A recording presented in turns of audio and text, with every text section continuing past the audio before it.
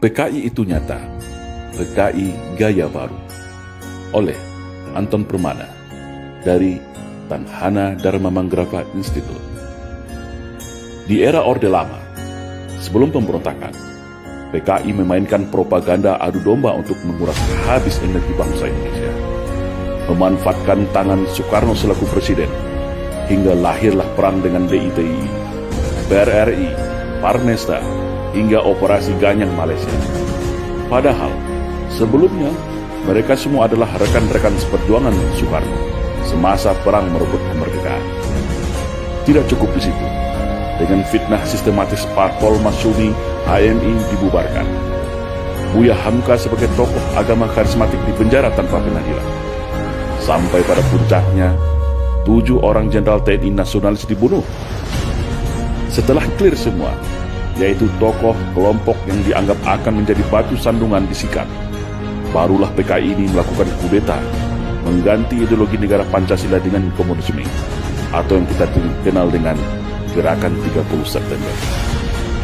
Namun alhamdulillah, semua bisa ditumpas dengan sikap atas kekompakan TNI bersama masyarakat dan ulama. Rakyat bersama TNI, ulama, kiai, santri, GP Ansor, PII, dan para pemuda mahasiswa nasionalis baik dari kami dan KAPI bersama-sama bahu-membahu menumpas PKI dimanapun mereka saat itu berada. Namun hari ini mereka bangkit kembali dan sudah tampil di mana-mana, tentu dengan persiapan yang lebih matang. Kegagalan 1926, 1948, dan 1965 akan mereka balas tuntas saat ini. Semua lini sudah mereka kuasai, mulai dari istana, Senayan, aparat, media, pengusaha, hingga dukungan politik penuh dari Partai Komunis Cina, sebagaimana dulu di tahun 1965. Kekuatan utama yang dianggap ancaman sudah mereka eliminir. TNI sudah mereka lockdown melalui Undang-Undang Nomor 34 Tahun 2004 sehingga tidak berkutik lagi. Agama Islam sebagai mayoritas di negeri ini telah mereka nistakan dan framing seolah jahat menakutkan dengan isu radikalisme dan anti kebinekaan.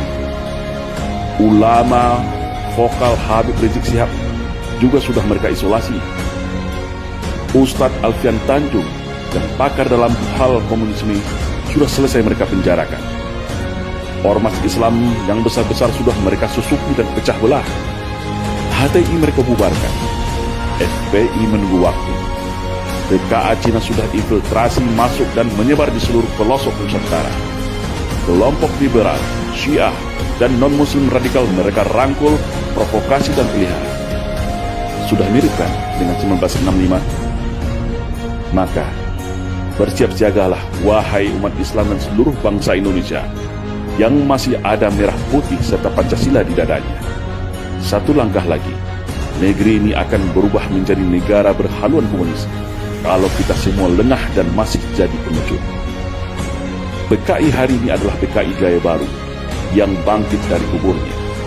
Komunisme Gaya Baru yang siap secara sistematis dan bertahap merubah Indonesia untuk berhaluan komunis. Hari ini mereka katakan negara tak butuh agama, cukup Pancasila saja. Setelah itu, bisa saja mereka bilang negara tak butuh Pancasila, cukup toleransi saja.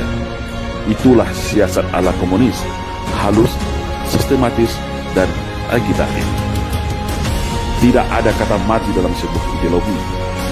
Ibarat sawah dan ladang, ketika kemarau mungkin akan kering menjadi semak belukar. Tetapi ketika kembali disirami air, diberi pupuk, maka padi dan tanaman itu pun akan kembali tumbuh dengan subur. Dan hari ini, negara kita adalah surga bagi para anak-anak PKI. Jangan lengah, tetap waspada. Perkuat ketaatan keimanan kita kepada Allah Subhanahu wa Ta'ala. Perkuat kerukunan dan persatuan antar sesama. Karena ajaran komunisme tidak akan bisa hidup kalau rakyat Indonesia dekat dengan agama. Komunisme akan mati kalau kita sesama anak bangsa hidup rukun, saling toleransi, berdamai, dan bersatu tanpa membedakan sara. Karena fitnah adalah senjatanya PKI. Adu domba dan hasut menghasut adalah pisaunya PKI. Berbohong, menipu, berkamuflase, dan membolak-balikan fakta kebenaran adalah nafasnya PKI.